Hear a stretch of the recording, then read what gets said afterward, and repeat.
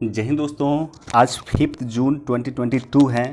UPSC 2022 का paper आज हुआ है प्रीलिम्स का। तो इसी यूपीएससी 2022 के प्रीलिम्स का पेपर का एनालिसिस करेंगे और एक ब्रीफ एनालिसिस हम लोग इस पेपर का आपके साथ करेंगे। सबसे पहला क्वेश्चन जो पूछा गया है यूपीएससी प्रीलिम्स 2022 में अशोक के कुछ शिलालेख को लेकर के पूछा गया। अशोक के शिलालेख का जो जगह है कौन सा सुमेलित है, तो यहाँ पे जो कालसी है, कालसी देहरादून में है, उत्तराखंड में है।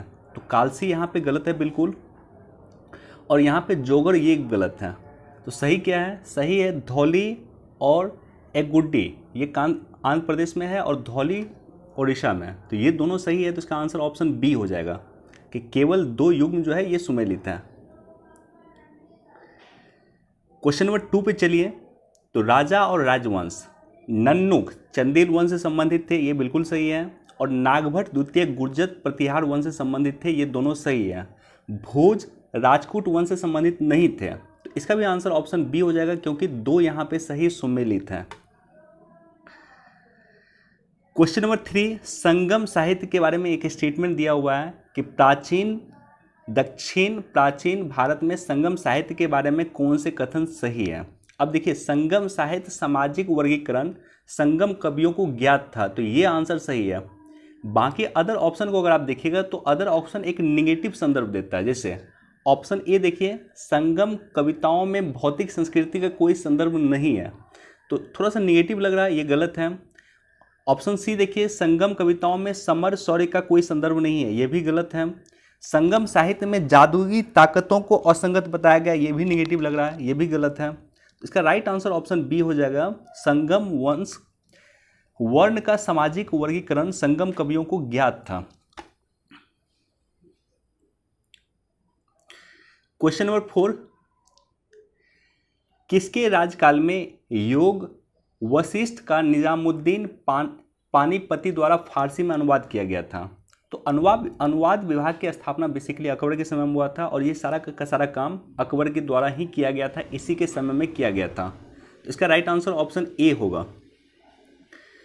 क्वेश्चन नंबर 5, प्रधानमंत्री मोदी के द्वारा हाल में ही आपने देखा होगा तेलंगाना की राजधानी हैदराबाद में विश्व की सबसे बड़ी रामानुज की मूर्ति जो है उनका आवरण किया गया। तो उसी से संबंधित क्वेश्चन पूछा गया और निश्चित तौर पर रामानुज चर्चा में भी थे। तो रामानुज के बारे में कौन से कथन सही है? मोक्ष प्राप्ति का सर्वोत्तम साधन जो है भक्ति था, ये रामानुज का कहना था। तो इसका राइट आंसर ऑप्शन ए होगा। क्वेश्चन नंबर 6 को आप देखिए। हाल में ही प्रधानमंत्री ने वेरावल में सोमनाथ मंदिर के निकट एक सर्किट हाउस का उद्घाटन किया। सोमनाथ मंदिर के बारे में कौन से कथन सही है? अब देखिए, सोमनाथ के मंदिर के बारे में कौन से कथन गलत है, इसको हम लोग देखते हैं। गलत अगर आप पता कर लीजिएगा कि कौन सा गलत है तो आपको राइट आंसर मिल जाएगा। ऑप्शन सी देखिए, सोमनाथ मंदिर की प्राण प्रतिष्ठा जो आज की सोमनाथ मंदिर है उसका उद्घाटन राष्ट्रपति एस राधाकृष्णन के द्वारा किया गया था, ये बिल्कुल गलत है। जहाँ तक मुझे जानकारी है या मुझे याद आ रहा है कि इसके उद्घाटन किया गया था तत्कालीन राष्ट्रपति डॉक्टर राजेंद्र प्रसाद के द्वारा किया गया था, और कहीं न कहीं राजेंद्र बाबू में और जवाहरलाल नेहरू में इसको लेकर के सहमति नहीं थी। बावजूद राजेंद्र बाबू ने इसका उद्घाटन किया था, ये काफ़ी चर्चा हुआ था। तो अगर ये गलत है, मान लीजिए तीसरा स्टेटमेंट गलत है, तो राइट आंसर क्या होगा? तीसरा स्टेटमेंट गलत है तो बी होगा नहीं, सी होगा नहीं, डी होगा नहीं, राइट आंसर ऑप्शन ए हो जाएगा। सभी को पढ़ने की आवश्यकता भी नहीं है, तो इसका राइट आंसर ऑप्शन ए होगा। क्वेश्चन नंबर 7, निम्नलिखित कथनों में कौन सा एक मानव शरीर में बी कोशिकाओं और टी कोशिकाओं की भूमिका का सर्वोत्तम वर्णन करता है? राइट आंसर ऑप्शन डी होगा, वे शरीर को रोग जनक द्वारा होने वाले रोगों से बचाती है, टी कोशिका इसे बचाती है। क्वेश्चन नंबर 8, 3 स्टेटमेंट दिया हुआ यहाँ पे। परासूक्ष्म कण मानव निर्मित होने के सिवा प्रकृति के अस्तित्व में नहीं है, यानी नैनो पार्टिकल जो है मानव निर्मित होने के सिवा प्रकृति के अस्तित्व में नहीं है। ये अपने आप में दिखने में गलत लग रहा है। हाँ, ये देखिए, ये अपने आप में जो पहला स्टेटमेंट है ये दिखने में ही गलत लग रहा है, तो ए तो होगा नहीं। देखिए, अगर पहला स्टेटमेंट गलत है तो ये होगा नहीं और ये होगा नहीं, दोनों में या तो बी होगा या डी होगा, और दोनों में तीसरा स्टेटमेंट कॉमन है तो तीसरा स्टेटमेंट तो बाय डिफॉल्ट सही होगा। बस आपको पता करना है कि दूसरा स्टेटमेंट सही है या नहीं। दूसरा स्टेटमेंट पढ़िए, कुछ धात्विक ऑक्साइड के परासूक्ष्म कण प्रसाधन सामग्री कॉस्मेटिक के निर्माण में आते हैं। तो धात्विक कण का निर्माण तो कॉस्मेटिक्स में होता ही है, जैसे सिंदूर वगैरह में आप देखिएगा तो कहीं ना कहीं धात्विक कण का निर्माण उसमें भी होता है। तो इसका आंसर ऑप्शन बी भी सही है, सी तो पहले से ही सही है। तो राइट आंसर क्या होगा? Option D. यूपीएससी के क्वेश्चन में कई सारा ऐसा क्वेश्चन मिलता है यूपीएससी के एग्जाम के समय में, जो कहीं ना कहीं आपको दिमाग लगा कर उसको सही करना होता है, या कह सकते हैं कि इंस्टेंट आपको उस पर सोचना पड़ता है, इंस्टेंट सोच करके उसको आपको सही करना होता है। क्वेश्चन नंबर 9 का अगर हम लोग देखेंगे, डीएनए बारकोडिंग किसका उपसाधन हो सकता है? तो किसका नहीं हो सकता ये हम लोग देखते हैं। तो इसका जो है डीएनए बारकोडिंग किसका उपसाधन नहीं हो सकता है, तो इसका देखिए, प्रसंस्कृत खाद्य पदार्थों में अवांछित प्राणी या पादप सामग्री को पहचानने के लिए डीएनए बारकोडिंग का प्रयोग नहीं होता। तो ऑप्शन सी यहाँ पे आई थिंक गलत है, और राइट आंसर है ऑप्शन सी यहाँ पे। तो राइट आंसर ऑप्शन सी है, क्योंकि तीसरा स्टेटमेंट गलत है और पहला और दूसरा स्टेटमेंट सही है। ये क्वेश्चन नॉर्मली इसको इंग्लिश में पढ़ के बनाया जा सकता है, हिंदी में बहुत टफ है ये क्वेश्चन। इसका राइट आंसर है ऑप्शन सी, पहला स्टेटमेंट सही है, पहला स्टेटमेंट सही है, दूसरा स्टेटमेंट सही है, तीसरा गलत है। तो राइट आंसर ऑप्शन सी है। क्वेश्चन नंबर 10 देखिए, अम्ल वर्षा, अम्ल वर्षा में आप लोग जानते हैं HNO3 होता है और H2SO4 होता है। इसे सल्फर डाइऑक्साइड होता है, इसे नाइट्रोजन डाइऑक्साइड होता है। तो नाइट्रोजन डाइऑक्साइड और सल्फर डाइऑक्साइड ये दोनों होगा, राइट आंसर ऑप्शन बी होगा। क्वेश्चन नंबर 11 का एक सिंपल कॉन्सेप्ट है मेघ को लेकर के, जो मेघ निम्न मेघ होता है या जो मेघ उच्च मेघ होता है, ये दोनों को लेकर के सिंपल ज्योग्राफी का कॉन्सेप्ट है, उसी से लेकर के क्वेश्चन पूछा है। और दोनों ही स्टेटमेंट इसका सही है, यहाँ पे पहला और दूसरा दोनों ही स्टेटमेंट सही है। मैं बहुत डिटेल से डिस्कस नहीं कर रहा हूँ, लेकिन दोनों ही स्टेटमेंट सही है, आंसर ऑप्शन सी होगा। क्वेश्चन नंबर 12, निम्नलिखित कथनों पे विचार कीजिए। उत्तरी पश्चिमी केनिया में बीरी बीरी एक बृहद शरणार्थी बस्ती है। दक्षिणी सूडान गृह युद्ध के पलायन के लिए कुछ लोग बीरी बीरी में रहते हैं, और सोमालिया के गृह युद्ध के पलायन किए हुए कुछ लोग केन्या के दबाव शरणार्थी संकुल में रहते हैं। करेंट का इनफैक्ट, ये सारा का सारा क्वेश्चन पेपर से संबंधित है। तो इसका राइट आंसर ऑप्शन सी है, पहला स्टेटमेंट गलत है, दूसरा और तीसरा सही है। निम्नलिखित देशों पे विचार कीजिए। Armenia, Azerbaijan, Croatia, Romania, Uzbekistan. तो कौन से तुर्की राज्यों के संगठन का सदस्य हैं? अब देखिए, याद होगा आप सभी को कि अजरबैजान और अर्मेनिया का जो झगड़ा हुआ था नागोर्नो कराबाख रीजन को लेकर के, उसमें अजरबैजान के पक्ष में था कहीं न कहीं तुर्की। तो इसका राइट आंसर ऑप्शन सी होगा, 2 और 5, अजरबैजान और उज्बेकिस्तान। ये क्वेश्चन भी करंट से रिलेटेड था। क्वेश्चन नंबर 14, निम्नलिखित कथनों पर विचार कीजिए। गुजरात में भारत का विशालतम सौर पार्क है, पहला स्टेटमेंट गलत है। गोवा में पूर्ण रूप से सौर शक्तिकृत अंतर्राष्ट्रीय हवाई अड्डा है, बिल्कुल सही है। केरल में एक बिल्कुल इस तरह का हवाई अड्डा है, नाम मैं भूल रहा हूँ, लेकिन एकमात्र हवाई अड्डा है जो पूरी तरह से सौर संचालित हवाई अड्डा है, जो केरल में है।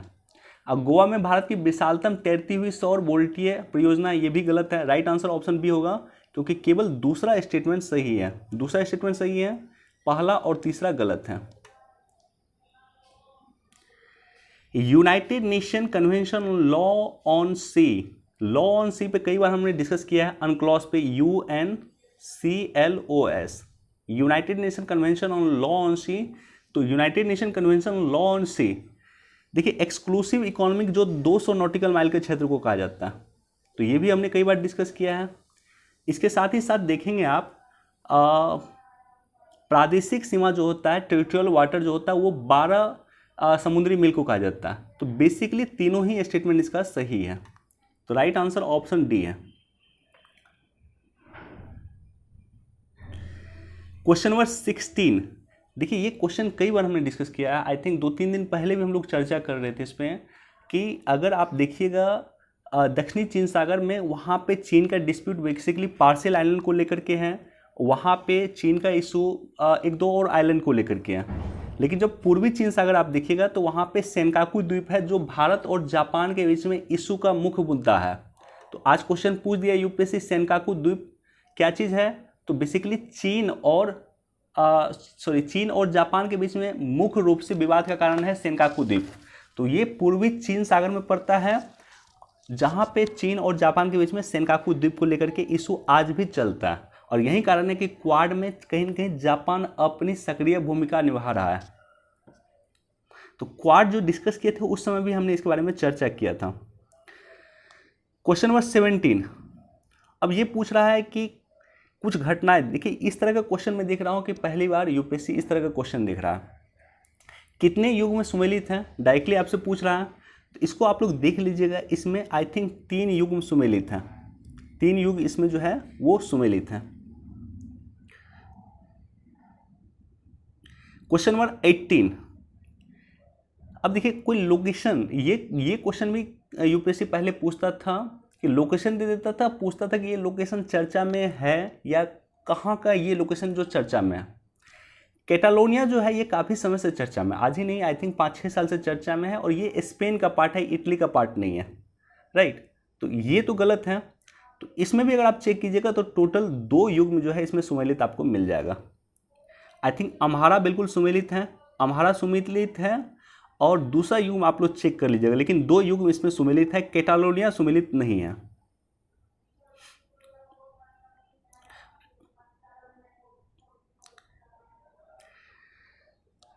वन्य जीव संरक्षण अधिनियम के बारे में दिया हुआ है, वाइल्ड लाइफ प्रोटेक्शन एक्ट 1972 में आया था, उसी से संबंधित क्वेश्चन पूछा गया है।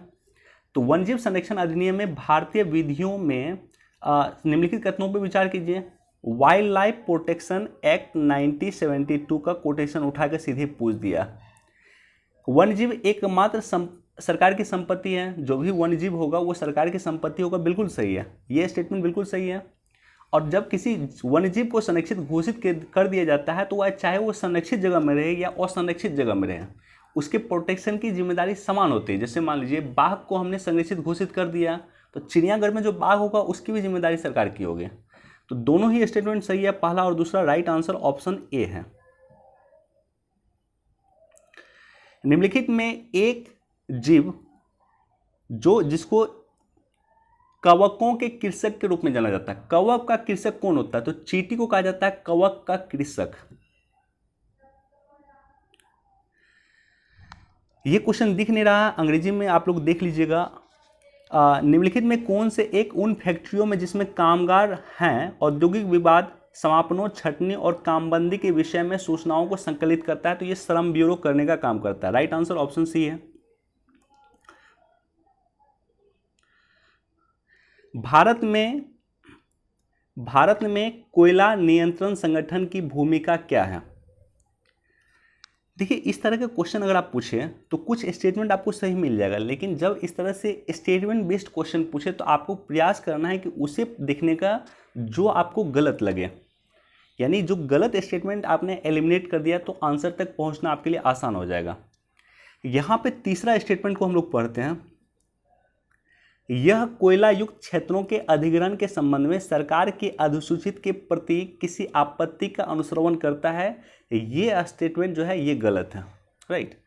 तीसरा स्टेटमेंट अगर गलत है तो देखिए ए होगा नहीं, बी होगा नहीं, या तो सी हो सकता है या डी हो सकता है। तो चौथा स्टेटमेंट देख लीजिए, कोयला नियंत्रक संगठन सीसीओ के बारे में पूछ रहा है। यह सुनिश्चित करता है कि कोयला खनन कंपनी विहित समय पे अंतिम उपभोक्ताओं को कोयला वितरित कर दे। तो ये बिल्कुल सही है, दिखने से लग रहा है सामान्य स्टेटमेंट वैसे भी सही होता है। तो इसका राइट आंसर ऑप्शन डी है।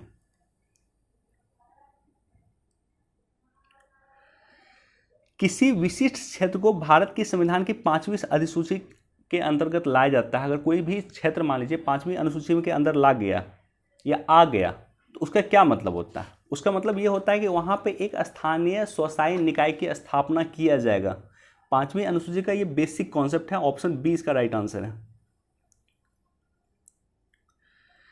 क्वेश्चन नंबर 24, भारत स्वच्छता गठबंधन यानी स्वच्छता संवर्धित करने वाली प्लेटफॉर्म है और भारत सरकार तथा विश्व स्वास्थ्य संगठन द्वारा इसको वित्त पोषित किया जाता है। राष्ट्रीय नगर कार्य संस्थान भारत सरकार के अलावा एवं शहरी कार्य मंत्रालय का शीर्षस्थ निकाय है। यह भारत की चुनौतियों का समाधान करने, नवप्रवर्तन हल करने कराता है। तो ये कौन सा सही आंसर है? इसका आंसर हो जाएगा ऑप्शन डी। दोनों में से कोई सही नहीं है। बाकी इसका इंग्लिश में देख लीजिएगा। देखिए, ये क्वेश्चन भी हमने कई बार चर्चा किया है। पर्यावरण संरक्षण अधिनियम 1986 के द्वारा कई सारे देश में संगठन का निर्माण किया गया है, जिसमें एक केंद्रीय भूजल प्राधिकरण भी है। तो राइट आंसर ऑप्शन सी है। संयुक्त राष्ट्र प्रत्यय समिति यूनाइटेड नेशन क्रेडेंशियल कमेटी के संदर्भ में कुछ स्टेटमेंट दिया हुआ है और पूछ रहा है कि कौन सा सही इसमें स्टेटमेंट है।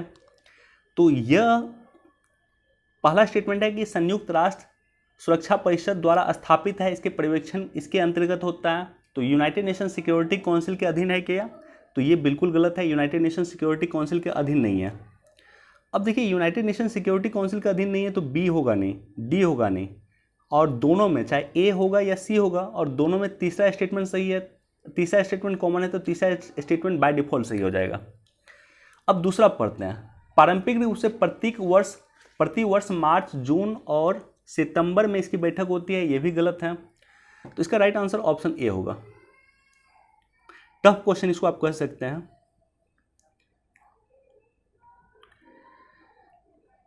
पोलर कोड का सर्वोत्तम वर्णन क्या है? ध्रुवीय जलधारियों में परिचालन कर रहे जहाजों के लिए एक सुरक्षा का अंतर्राष्ट्रीय कोड है, इसी को पोलर कोड कहा जाता है। राइट आंसर ऑप्शन ए है। बेसिक कॉन्सेप्ट से क्वेश्चन पूछा है ये। क्वेश्चन नंबर 28 संयुक्त राष्ट्र महासभा के बारे में पूछा है। यूएन महासभा गैर सदस्य राज्यों को परिरक्षक स्थिति प्रदान करती है, बिल्कुल सही है। अंतर सरकारी संगठन यूएन महासभा के प्रेक्षक स्थिति पाने का प्रयत्न कर रहे हैं, बिल्कुल सही है। यूएन महासभा में अस्थायी प्रेक्षक यूएन मुख्यालय में मिशन बनाए रखे हुए हैं। तीनों ही कॉमन स्टेटमेंट है यूनाइटेड नेशन जनरल असेंबली के बारे में, तीनों ही सही है। अब देखिए क्वेश्चन नंबर 29 का चाय बोर्ड के बारे में बहुत इंटरेस्टिंग क्वेश्चन है। चाय बोर्ड जो है, चाय सबसे अधिक असम में होता है, तो चाय बोर्ड का कार्यालय कहाँ होगा? हेडक्वार्टर चाय बोर्ड का असम में ही है। राइट, असम में होगा या आई थिंक नॉर्थ ईस्ट में होगा, या नहीं तो मान लीजिए कलकत्ता वगैरह में होगा, लेकिन दक्षिण में किसी भी हालत में नहीं होगा। चाय बोर्ड का हेडक्वार्टर दक्षिण में नहीं होगा कभी भी। ये आंसर गलत। देखिए, तीसरा स्टेटमेंट बाय डिफॉल्ट गलत है। अगर तीसरा आपको पता है कि तीसरा गलत है तो ए होगा नहीं और सी होगा नहीं। दोनों में चौथा स्टेटमेंट कॉमन है तो चौथा तो बाय डिफॉल्ट सही हो जाएगा। अब आपको पता करना है कि पहला और दूसरा में कौन सही है। चाय बोर्ड सांविधिक निकाय है, यानी संसद के किसी एक्ट के माध्यम से निर्माण किया गया, ये बिल्कुल सही है। तो पहला सही हो गया, चौथा सही हो गया। राइट आंसर ऑप्शन डी हो जाएगा। तो इस तरह से एलिमिनेट करके आप लोग इसको निकाल सकते हैं और सोच के भी निकाल सकते हैं। अगर मान लीजिए कॉफ़ी का आपको कार्यालय पूछा जाए और बोला जाए कि कॉफ़ी का कार्यालय क्या कलकत्ता में होगा, तो बिल्कुल नहीं होगा। हमारे देश में सबसे अधिक कॉफ़ी का उत्पादन होता है कर्नाटका में। कॉफ़ी का जो कार्यालय होगा कहाँ होगा? प्रधान कार्यालय कॉफ़ी का जो होगा वो कर्नाटका में होगा। चाय का सबसे अधिक उत्पादन होता है असम में, नॉर्थ ईस्ट में होता है, तो चाय का कार्यालय कभी भी बेंगलोर में नहीं होगा। तो इस तरह से हम लोग सोच के इस क्वेश्चन का जवाब दे सकते थे। ग्रीन वॉशिंग शब्द का प्रयोग किया जाता है बेसिकली मिथ्या रूप से कंपनी द्वारा पारिस्थितिकी अनुकूलित यानी इको फ्रेंडली और पर्यावरण रूप से उपयुक्त किसी प्रोडक्ट को दिखाने के लिए बेसिकली इसका प्रयोग किया जाता है। Question number 31 US federal reserve सख्त मुद्रा नीति पलायन की ओर जा रही है, ये कथन गलत है। तो पहला गलत है और दूसरा और तीसरा सही है। तो राइट आंसर ऑप्शन बी है।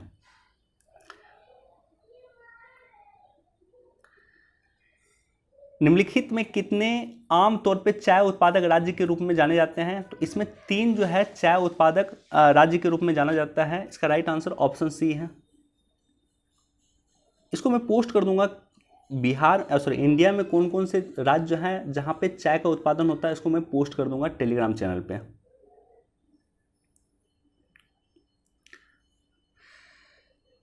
भारत की साख निर्माता agency, credit rating agency RBI के अंतर्गत आता है? बिल्कुल नहीं। जब देखिए ये सब क्वेश्चन ऐसा है ना कि एक स्टेटमेंट आपको पता होना चाहिए, आप राइट आंसर पे पहुंच जाइएगा। आपको सिर्फ ये पता है कि क्रेडिट रेटिंग एजेंसी जो होता है भारत में, वो आरबीआई के अंतर्गत नहीं आता, ये स्वतंत्र रूप से काम करता है। सिर्फ इतना आपको जानकारी है। पहला स्टेटमेंट आपने गलत कर दिया है तो ए होगा नहीं, सी होगा नहीं, डी होगा नहीं, राइट आंसर ऑप्शन बी ही होगा। तो बहुत इजी क्वेश्चन ये सब होता है, बस आपको ये पता करना होता है कि कौन सा स्टेटमेंट गलत है।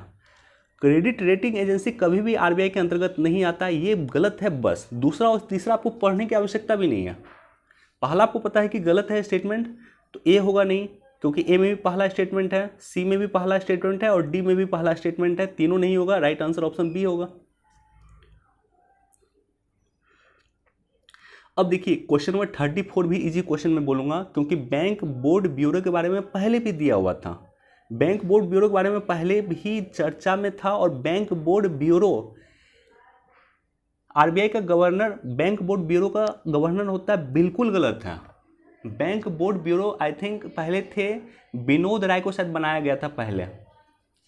तो आरबीआई का गवर्नर बैंक बोर्ड ब्यूरो का चेयरमैन होता है, ये बिल्कुल गलत है। सिंपल कॉन्सेप्ट है। अगर आपको ये भी पता है कि बैंक बोर्ड ब्यूरो का गवर्नर आरबीआई का गवर्नर नहीं होता है, अगर आपको ये पता है, इसको आपने एलिमिनेट कर दिया, आप आंसर पे पहुंच जाइएगा। आपको पता है कि पहला स्टेटमेंट नहीं है तो ए होगा नहीं, सी होगा नहीं, डी होगा नहीं, राइट आंसर ऑप्शन बी पे सीधे पहुंच जाइएगा। इस तरह से इजी क्वेश्चन दिया गया था। इस बार कुछ इजी क्वेश्चन था निश्चित तौर पे। परिवर्तनीय बॉन्ड के संदर्भ में कुछ कथन दिया हुआ है। देखिए ये सब क्वेश्चन इंग्लिश में पढ़ने वाला है, हिंदी में इस क्वेश्चन का जवाब पढ़ के नहीं दिया जा सकता। तो इसका दोनों ही स्टेटमेंट सही है।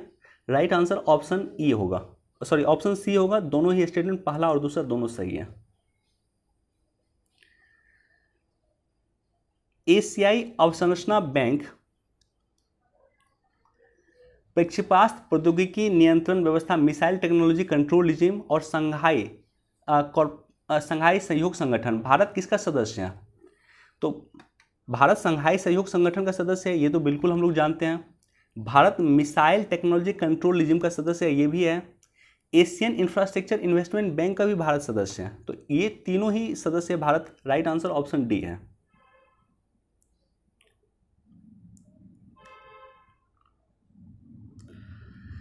ओके, यहाँ पे कुछ स्टेटमेंट दिया हुआ है, बताना है कि कौन सा स्टेटमेंट सही है।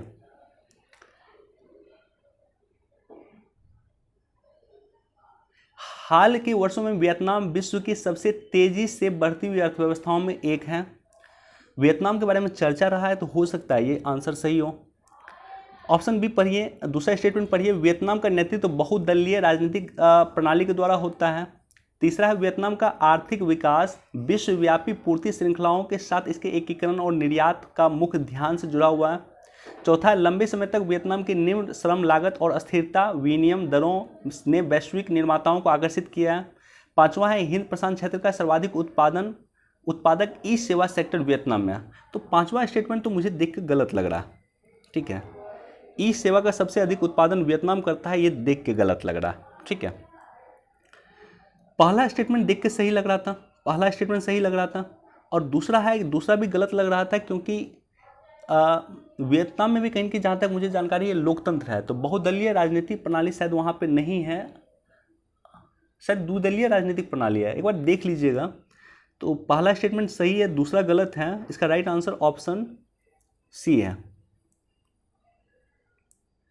अच्छा, वियतनाम से क्वेश्चन क्यों पूछा? देखिए इसका रीजन है कि चीन से जो भी कंपनी निकल रही थी, या तो वियतनाम शिफ्ट कर रही थी या इंडिया शिफ्ट कर रही थी।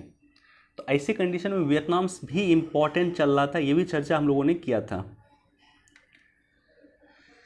भारत में निम्नलिखित में कौन मुद्रास्फीति को नियंत्रित कर कीमत अस्थिरता को बनाए रखने के लिए उत्तरदायी? इजी क्वेश्चन है। आरबीआई मॉनेटरी पॉलिसी जारी करता है, और मॉनेटरी पॉलिसी जारी करके इन्फ्लेशन को कंट्रोल करने का काम करता है। 10 दिन पहले भी हमने बताया कि आरबीआई का रेपो रेट जो है 10.40% का हो गया, 4.40% हो गया। 40 बेसिस पॉइंट आरबीआई ने अपने रेपो रेट में बढ़ाया है, और 50 बेसिस पॉइंट आरबीआई और रेपो रेट बढ़ाने वाला है। तो महंगाई कंट्रोल करने के लिए, इन्फ्लेशन कंट्रोल करने के लिए आरबीआई इस सब तकनीक का प्रयोग करता है। नॉन फंजाइबल टोकन एनएफटी के संदर्भ में कुछ स्टेटमेंट दिया हुआ। ये भौतिक संपत्तियों के अंकीय निरूपण को सुकर करते हैं। देखिए ये मुझे पता नहीं चल रहा है, इसका इंग्लिश मुझे देखना पड़ेगा, लेकिन एक बेसिक कॉन्सेप्ट है कि साइंस का अगर क्वेश्चन हो और बहुत कंफ्यूज आप कर रहे हैं, ये ट्रिक्स हम लोग बताते हैं। ट्रिक्स का भी बहुत बार हमने चर्चा किया है कि यूपीएससी क्वेश्चन बना रहे हैं, साइंस का क्वेश्चन है और कंफ्यूज आप कर रहे हैं, तो नॉर्मली ऑल ऑफ दिस सही होता है। तो इसका आंसर ऑप्शन डी है, सभी स्टेटमेंट सही है।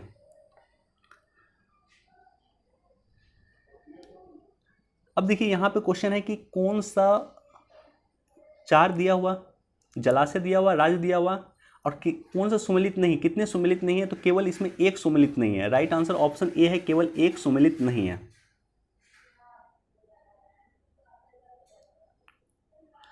भारत शासन अधिनियम 1919 के बारे में दिया हुआ। भारत शासन अधिनियम 1919 में प्रांतीय सरकार के कार्य आरक्षित और ट्रांसफर्ड विषय में आवंटित किए गए थे। निम्नलिखित में कौन से आरक्षित विषय में था? राइट, अच्छा क्वेश्चन है। न्याय प्रशासन आरक्षित विषय में था, भू राजस्व आरक्षित विषय में था, और पुलिस जो है ये भी आरक्षित विषय में था। तो राइट आंसर ऑप्शन सी है। देखिए भारत शासन अधिनियम के द्वारा 2 तरह का पावर दिया गया था, आरक्षित विषय दिया गया था और आंतरिक विषय दिया गया था। कुछ पावर जो है गवर्नर जनरल को था और कुछ पावर जो है कहीं न कहीं विधानसभा को दिया गया था। मध्यकालीन भारत में फन्नम किसको निर्दिष्ट करता है? तो सिक्के को बेसिकली निर्दिष्ट करता है फन्नम। निम्नलिखित स्वतंत्रता सेनानियों पर विचार कीजिए, कौन से गदर पार्टी से जुड़े हुए थे? तो गदर पार्टी से बारेंद्र घोष ये जुड़े हुए नहीं थे, जोगेंद्र चटर्जी भी नहीं जुड़े हुए थे, रास बिहारी बोस कहीं न कहीं गदर पार्टी से जुड़े हुए थे। राइट आंसर ऑप्शन डी है।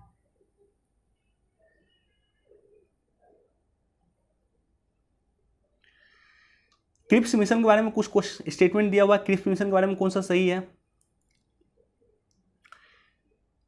भारतीय संविधान में प्रांतीय विधानसभाओं और साथ ही भारतीय रियासतों द्वारा नामित होते थे क्रिप्स मिशन, ये बिल्कुल गलत था। नया संविधान स्वीकार करने के लिए जो भी प्रांत तैयार नहीं था उसे अधिकार होगा कि वो अपनी भावी स्थिति के बारे में ब्रिटेन के साथ अलग संधि करे, ये भी गलत था। तो दोनों ही स्टेटमेंट गलत था। राइट आंसर ऑप्शन डी है। अब देखिए भारतीय इतिहास के संदर्भ में कुछ चर्चाएं किया गया मूल ग्रंथों को लेकर के। कौन से मूल ग्रंथ जैन धर्म से संबंधित हैं? तो थोड़ा टफ क्वेश्चन इसको कर सकते हैं। तो इसका राइट आंसर है ऑप्शन बी और डी इसका सही है। राइट आंसर ऑप्शन बी हो जाएगा, क्योंकि ये जैन ग्रंथ है और ये जैन ग्रंथ है। क्वेश्चन नंबर 46, भारतीय इतिहास के संदर्भ में कुछ ऐतिहासिक व्यक्ति दिया हुआ है और किस रूप में जाने जाते थे? आर्यदेव, दिगनाग और नाथ मुनि। तो इसमें 2 केवल सुमेलित हैं। राइट, हालांकि डिटेल से मैंने इसको देखा नहीं, इसको आप लोग देख लीजिएगा। 2 व्यक्ति इसमें सुमेलित हैं।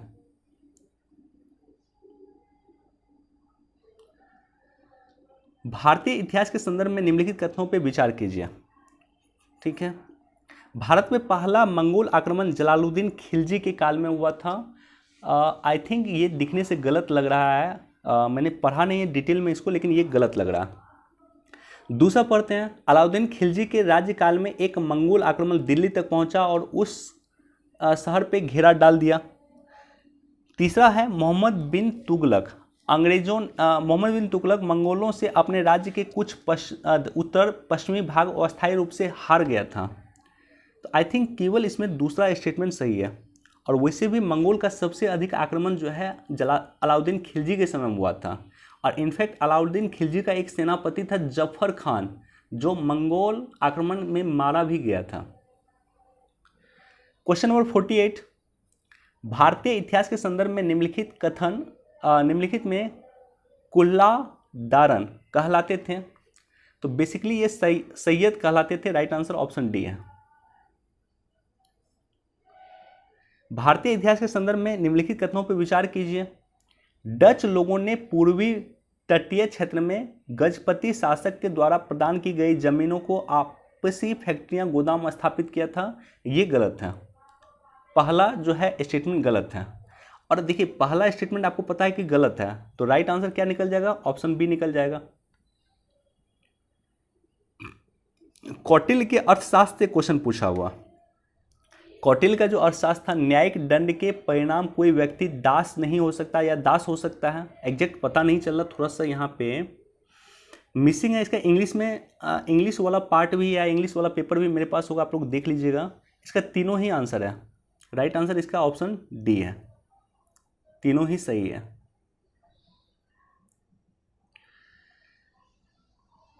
जलवायु कार्रवाई ट्रैकर जो विभिन्न देशों के उत्सर्जन अपचयन के लिए दिए गए वचनों की निगरानी करता है, क्या है? तो ऑप्शन ए बिल्कुल सही है, अनुसंधान संगठनों के गठबंधन द्वारा निर्मित डेटाबेस है।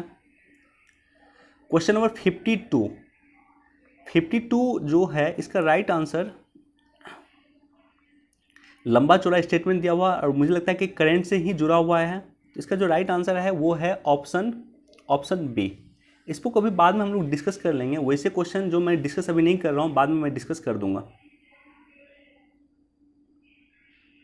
अब देखिए क्वेश्चन नंबर 53, यदि वर्षा वन और उष्णकटिबंधीय वन पृथ्वी के फेफड़ा है तो निश्चित तौर पे आर्द्रभूमि इसके गुर्दे की तरह कार्य करता है। अरे वाह, अच्छा क्वेश्चन पूछा है। देखिए वर्षा वन और उष्णकटिबंधीय वन खास करके कहा जाता है कि जो ब्राज़ील का जंगल है उसको पृथ्वी का फेफड़ा कहा जाता है, तो आर्द्रभूमि को गुर्दा कहा जाता है, ये स्टेटमेंट दिया हुआ। तो ऐसा आर्द्रभूमि को गुर्दा कहने का क्या रीजन है? तो इसका राइट आंसर ऑप्शन डी है, जलीय पादप भारी धातुओं और पोषकों के अधिक को अवशोषित कर लेते हैं, तो इसलिए इसे पृथ्वी का गुर्दा कहा जाता है।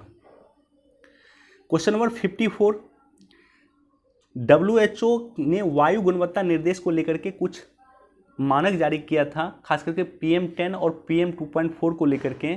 उस मानक में क्या क्या सही है स्टेटमेंट, यही पूछ रहा है। तो पहला स्टेटमेंट सही है, इसमें तीसरा सही है और चौथा सही है, दूसरा गलत है। किसी वर्ष में ओजोन प्रदूषण के उच्चतम स्तर प्रतिकूल मौसम के दौरान होते हैं, ये गलत है, ये WHO ने नहीं कहा था। तो राइट आंसर ऑप्शन ए हो जाएगा, पहला तीसरा और चौथा स्टेटमेंट सही है। क्वेश्चन नंबर 55, कभी कभी समाचार पत्रों में उल्लेखित गुच्छी के संदर्भ में निम्नलिखित कथन पर विचार कीजिए। तो यह एक कवक है और यह कुछ हिमालयी वन क्षेत्रों में उगती है, ये दोनों स्टेटमेंट सही है, पहला और दूसरा। राइट आंसर ऑप्शन सी है।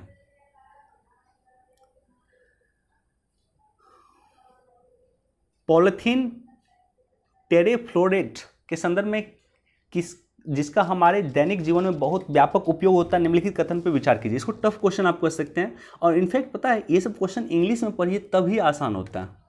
तो अब देखिए इसमें जो है पहला स्टेटमेंट सही है और चौथा स्टेटमेंट सही है, राइट आंसर ऑप्शन सी है इसका।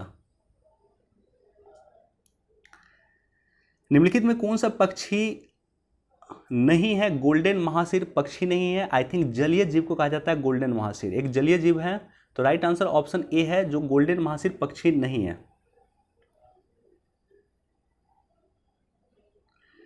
क्वेश्चन नंबर 58, नाइट्रोजन यौगिकीकरण कौन सा कूट इसके सुमेलित है? तो इसका जो सुमेलित है ये एक अल्फा अल्फा है, एक चन्ना है पिकी, और एक है चितपरिया घास। इसका राइट आंसर जो है ऑप्शन ए है। इस क्वेश्चन को बाद में मैं एक्सप्लेन कर दूंगा, इसका राइट आंसर ऑप्शन ए है। क्वेश्चन नंबर 59, निम्नलिखित परिस्थितियों में किस परिस्थिति में बायोरॉक टेक्नोलॉजी की बातें होती हैं? तो क्षतिग्रस्त प्रवाल भित्तियों की बहाली के लिए बायोरॉक टेक्नोलॉजी की बातें होती है, right answer option A.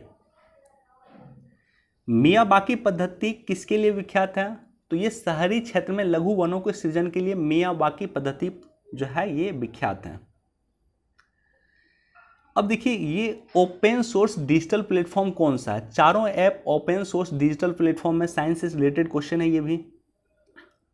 Web 3.0 के बारे में कौन सा कथन सही है? तो ये तीनों ही कथन वेब 3.0 के बारे में सही है, राइट आंसर ऑप्शन डी है। Question number 63, software as a service SaaS जिसे बोला जाता है, SaaS, तो इसके बारे में कौन सा कथन सही है? तो इसके बारे में भी तीनों ही कथन सही है, इसको देख लीजिएगा, तीनों ही कथन सही है, राइट आंसर ऑप्शन डी है। क्वेश्चन नंबर 64, निम्नलिखित कथन में कौन से जनसंचार माध्यमों में बहुचर्चित प्रभाजी कक्षीय बमबारी प्रणाली के बारे में सही स्टेटमेंट है? तो इसका राइट आंसर ऑप्शन सी है। क्यूबिट, क्यूबिट बेसिकली क्वांटम गणना से संबंधित है। निम्नलिखित संचार प्रौद्योगिकियों का विचार कीजिए। नियर परिपथ, टेलीविजन, रेडियो आवृत्ति अभिनिर्धारण, बेतार, स्थानीय नेटवर्क, क्षेत्र नेटवर्क। कौन सी लघु परास प्रौद्योगिकी का प्रयोग किया जाता है? तो इसमें आंसर ऑप्शन डी है, ये तीनों में ही किया जाता है और इसको इंग्लिश में देखना सही रहता है। इस तरह के क्वेश्चन को हिंदी में समझ में नहीं आता। बायोफिल्म्स मानव ऊतकों के भीतर चिकित्सीय अंतरोपों पे बन सकती है। देखिए ये तीनों ही स्टेटमेंट बेसिकली इसका सही है, तो राइट आंसर ऑप्शन डी है, तीनों ही स्टेटमेंट सही है। क्वेश्चन नंबर 68, प्रोबायोटिक्स के संदर्भ में निम्नलिखित कथन पर विचार कीजिए। तो पहला स्टेटमेंट सही है और तीसरा स्टेटमेंट सही है। राइट आंसर इसका ऑप्शन सी है। ये सब क्वेश्चन को बाद में मैं डिटेल से एक्सप्लेन कर दूंगा। पहले पेपर भी मेरे पास अभी तक आया नहीं है, लेकिन डिटेल से मैं बाद में इसमें एक्सप्लेन कर दूंगा। क्वेश्चन नंबर 69, कोविड-19 पे क्वेश्चन दिया हुआ 2020 में नहीं क्वेश्चन पूछा था, 21 में नहीं पूछा था, इस बार क्वेश्चन पूछ दिया। तो राइट आंसर ऑप्शन बी इसका राइट आंसर होगा।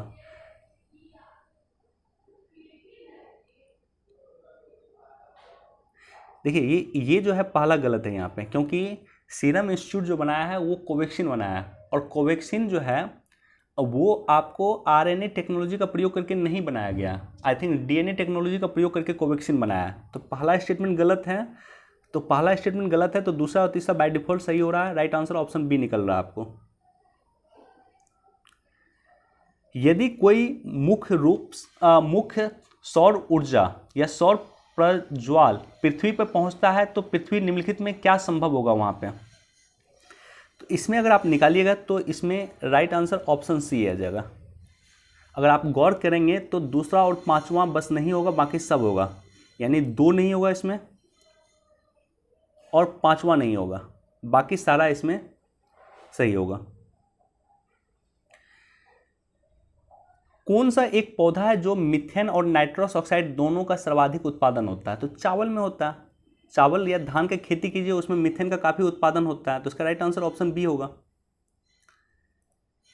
धान गहनता प्रणाली, ये क्वेश्चन भी पिछले वर्ष बीपीएससी ने पूछा। तो इससे क्या होता है? कि बीज की कम उत्पादकता आवश्यकता होती है, मीथेन कम उत्पादन होता है, बिजली का कम खपत होता है। तो राइट आंसर ऑप्शन डी है। ये जो टॉपिक है धान गहनता प्रणाली, इस पे भी यूपीएससी ने पहले क्वेश्चन पूछा। पश्चिमी अफ्रीका की निम्नलिखित झीलों में कौन सी एक सूख के मरुस्थल बन गई है? ऐसा झील जो पहले पानी था, झील था, अब सूख के मरुस्थल बन गई है, वो है लेक फगुबिन। ये भी चर्चा में था। क्वेश्चन नंबर 74, भारत की गंडीकोट्टा घाटी निम्नलिखित नदियों में किससे निर्मित हुई है? तो ये बेसिकली पेनार नदी से निर्मित हुआ। राइट आंसर ऑप्शन सी है। क्वेश्चन नंबर 75, अब देखिए नंदा देवी कुमाऊं हिमालय पे है, ये सही है, बाकी दोनों गलत है। तो राइट आंसर ऑप्शन बी होगा, सिर्फ नंदा देवी वाला सुमेलित है। क्वेश्चन नंबर 76, लिवेंट के बारे में दिया हुआ है। तो लिवेंट पूर्वी भूमध्य सागर तट के आसपास के क्षेत्र को लिवेंट कहा जाता है। ऑप्शन ए सही है। क्वेश्चन नंबर 77, ये क्वेश्चन को भी ट्रिक से थोड़ा सॉल्व कर सकते थे। अफगानिस्तान के साथ कौन सा देश सीमा बनाता है? तो कौन सा देश सीमा नहीं बनाता, पहले उसको हम लोग देखते हैं। अफगानिस्तान के साथ अजरबैजान कभी भी सीमा नहीं बनाएगा, दोनों का दूर दूर तक रिलेशन नहीं है। तो जब पहला आपने गलत कर दिया कि एक नहीं होगा, तो एक नहीं होगा तो इसमें एक है, इसमें भी एक है और डी में भी एक है। तो राइट आंसर क्या निकल जाएगा? Option C. क्वेश्चन नंबर 78, इसको भी थोड़ा सा दिमाग लगा के सॉल्व किया जा सकता था। मोनोजाइट के बारे में दिया हुआ है, जो केरल के, खास करके केरल और तमिलनाडु के तट पे पाया जाता है। तो भारत के समस्त तटीय क्षेत्र में मोनोजाइट पाया जाता है। प्राकृतिक रूप से ये कहना एक्सट्रीम है, तो ये गलत है। तो तीसरा स्टेटमेंट को आपने गलत कर दिया, तो देखिए सी होगा नहीं, डी होगा नहीं, ए होगा नहीं, राइट आंसर ऑप्शन बी निकल जाएगा।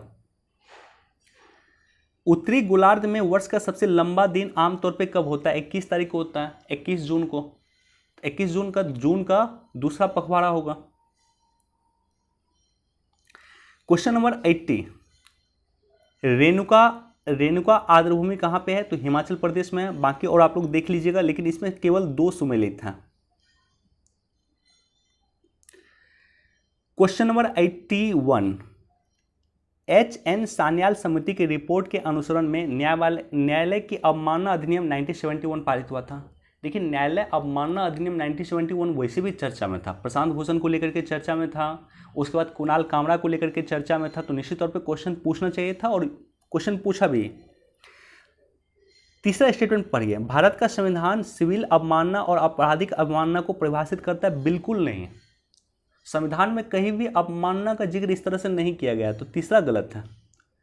अब देखिए, तीसरा गलत है, तो राइट आंसर ऑप्शन इसका बी निकल रहा है।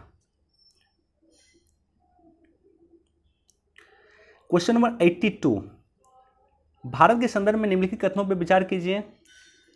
सरकारी विधि अधिकारी और विधिक फॉर्म अधिवक्ता के रूप में मान्यता प्राप्त होते हैं, किंतु कॉर्पोरेट वकील और पेटेंट न्यायवादी अधिवक्ता के रूप में अधिवक्ता की मान्यता से बाहर रखे जाते हैं। बेसिकली दोनों ही स्टेटमेंट सही है, राइट आंसर ऑप्शन सी है। क्वेश्चन नंबर 83 में पहला एक एलिमिनेट कर दीजिए, आंसर निकल जाएगा। किसी संविधान संशोधन विधेयक को भारत के राष्ट्रपति की पूर्व सिफारिश की अपेक्षा होती है, यानी पूर्व सिफारिश से ही पेश हो सकता है, तो ये बिल्कुल गलत है। ऐसा नहीं है कि संविधान संशोधन विधेयक को राष्ट्रपति की पूर्व सिफारिश से ही पेश करेंगे, ये बिल्कुल गलत है। और पहला स्टेटमेंट गलत हो जाएगा तो आंसर ऑप्शन आराम से निकल जाएगा, ऑप्शन बी हो जाएगा इसका आंसर। क्वेश्चन नंबर 84, ये भी सिंपल क्वेश्चन है कि जो मंत्रिमंडल की संख्या होगी वो 15% से अधिक नहीं होना चाहिए, ये तो बिल्कुल सही है। और संविधान में मंत्रियों को 4 श्रेणी में बांटा गया, जहां पे इस तरह का वर्ड दे दे संविधान में अल्पसंख्यक को परिभाषित किया गया, मंत्रियों को 4 भागों में बांटा गया, ये सब बिल्कुल गलत होगा। संविधान में बजट का जिक्र तक नहीं है, ठीक है, तो ये गलत है, ये सही है, राइट आंसर ऑप्शन बी है। क्वेश्चन नंबर 85, ये भी इजी क्वेश्चन था। लोकसभा के अनन्य शक्तियां हैं, यानी सिर्फ लोकसभा के पास ही वो पावर है। तो लोकसभा के पास क्या पावर है? मंत्री के विरुद्ध अविश्वास प्रस्ताव पारित करना, ये सिर्फ लोकसभा का पावर है, राज्यसभा में ये पेश भी नहीं होता। तो पहला गलत है, तीसरा गलत है, राइट आंसर ऑप्शन बी हो जाएगा। आपात की उद्घोषणा का अनुसमर्थन राज्यसभा भी कर सकता है, तो ये गलत है। भारत में राष्ट्रपति का महाभियोग राज्यसभा में भी लाया जा सकता है, तो ये भी गलत है।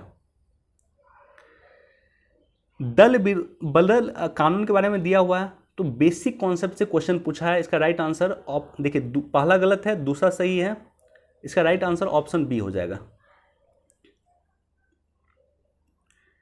क्वेश्चन नंबर 87, अगेन भारत के सॉलिसिटर जनरल के बारे में और अटॉर्नी जनरल के बारे में पूछा है। भारत का महान्यायवादी और भारत का सॉलिसिटर जनरल ही सरकार का एकमात्र अधिकारी है जिसे संसद की बैठक में भाग लेने का अनुमति होता है। महान्यायवादी का अनुमति होता है, लेकिन सॉलिसिटर जनरल को बिल्कुल अनुमति नहीं होता। महान्यायवादी अटॉर्नी जनरल ऑफ इंडिया को ही अनुमति होता है, लेकिन सॉलिसिटर जनरल को अनुमति नहीं होता। भारत के संविधान के अनुसार भारत के महान्यायवादी अपना त्यागपत्र देता है जब सरकार जिनको नियुक्त किया है वो इस्तीफा दे देती है। मान लीजिए मोदी गवर्नमेंट इस्तीफा दे दिया, तो क्या अटॉर्नी जनरल रिजाइन कर देगा? बिल्कुल नहीं, तो ये भी गलत है, राइट आंसर इसका ऑप्शन डी हो जाएगा। क्वेश्चन नंबर 88 का जो है रीट के संदर्भ में क्वेश्चन पूछा हुआ है। भारत के न्यायालय द्वारा रीट के संदर्भ में कुछ क्वेश्चन दिया हुआ है। अब देखिए रीट में दूसरा स्टेटमेंट पढ़िए, किसी कंपनी के विरुद्ध भले ही वह कोई सरकारी कंपनी हो परमादेश जारी नहीं होगा, ये गलत है। सरकारी कंपनी है तो बिल्कुल परमादेश जारी होगा, तो ये गलत है। तो इसका राइट आंसर ऑप्शन सी है। रीट पे भी एक सेपरेट वीडियो मैंने बनाया था, आप लोग देख सकते हैं। Question number 89, Ayushman Bharat digital mission के बारे में दिया हुआ है। आयुष्मान भारत डिजिटल मिशन के बारे में तीनों ही स्टेटमेंट सही है, राइट आंसर ऑप्शन डी है। क्वेश्चन नंबर 90, लोकसभा के उपाध्यक्ष के बारे में चर्चा किया।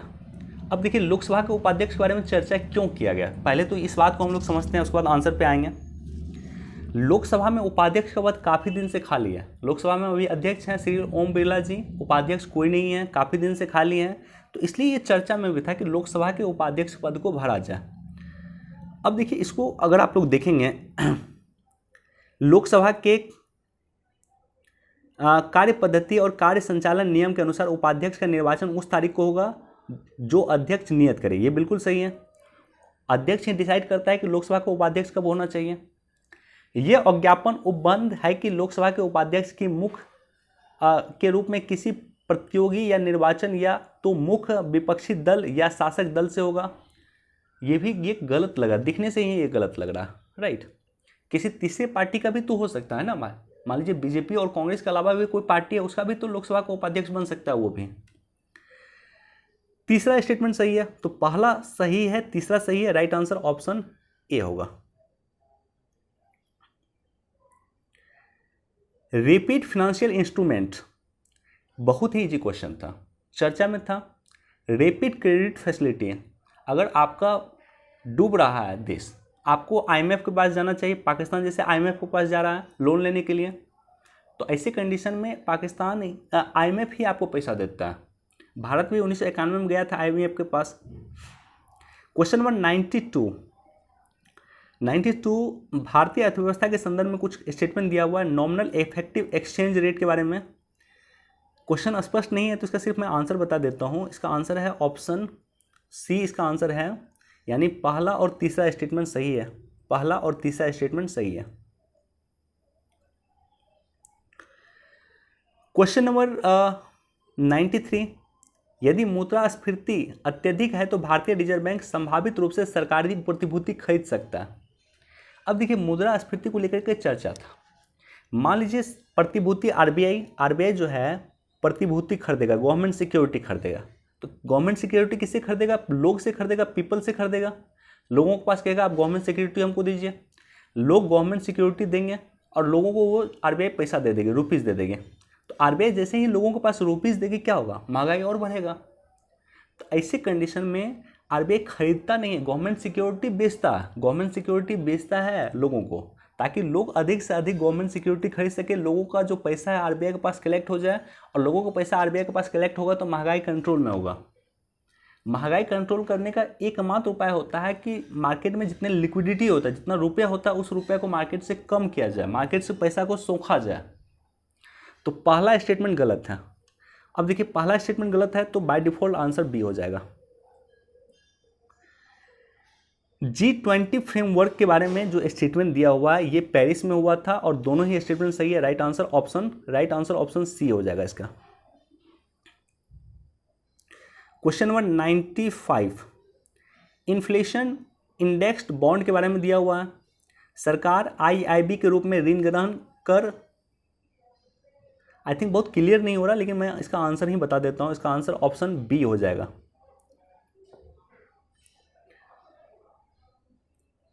क्वेश्चन नंबर 96, भारत में कार्य कर रही विदेशी स्वामित्व की ई वाणिज्यिक फर्मों के बारे में कुछ स्टेटमेंट दिया हुआ है। पहला यहाँ पे आई थिंक गलत है और दूसरा सही है, तो राइट आंसर ऑप्शन बी हो जाएगा। यद्यपि मैं इस पर डिटेल से डिस्कस नहीं कर रहा हूँ क्योंकि पेपर मेरे पास क्लियर नहीं है और इंग्लिश का पेपर होगा, तो इस क्वेश्चन को वैसे भी इंग्लिश के पेपर के द्वारा ही बनाया जाना चाहिए।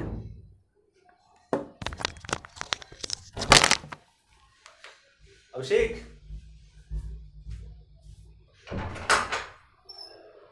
यस फोन कर रहे थे आपको कब से?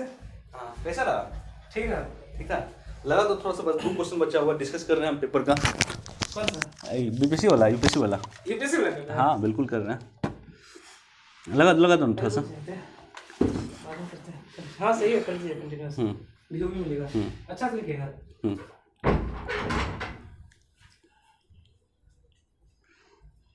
Okay, question number 90, question number 97 का जो है, निम्नलिखित में कौन सा कार्यकलाप अर्थव्यवस्था में वास्तविक क्षेत्र रियल सेक्टर का निर्माण करता है? इसका राइट आंसर ऑप्शन ए और बी दोनों है। रियल सेक्टर का जो निर्माण करता है तो इसका राइट आंसर ऑप्शन ए हो जाएगा। पहला और दूसरा स्टेटमेंट सही है। क्वेश्चन नंबर 98 का सिर्फ मैं आंसर बता देता हूँ। ये सब क्वेश्चन इंग्लिश में ही देखना चाहिए, हिंदी में इसका आंसर पता नहीं चलता। राइट आंसर इसका ऑप्शन डी है। क्वेश्चन नंबर 99 का किसी संगठन या कंपनी द्वारा किसी व्यय के संदर्भ में निम्नलिखित कथन पे कौन सा सही है? नई प्रौद्योगिकी प्राप्त कर पूंजीगत व्यय, ये सही है, तो इसका राइट आंसर ऑप्शन ए ही है। और क्वेश्चन नंबर 100 भारतीय अर्थव्यवस्था के बारे में कुछ स्टेटमेंट दिया हुआ है, तो इसका जो आंसर है वो ऑप्शन बी इसका सही है। दूसरा स्टेटमेंट सही है, पहला गलत है। चलिए इसका डिटेल वीडियो बाद में कभी हम लोग एनालिसिस करेंगे। वीडियो देखने के लिए आप सभी का धन्यवाद। कोशिश किया है मैंने कि तत्कालिक रूप से इसका एनालिसिस किया जाए। तो वीडियो देखने के लिए धन्यवाद। Thank you so much.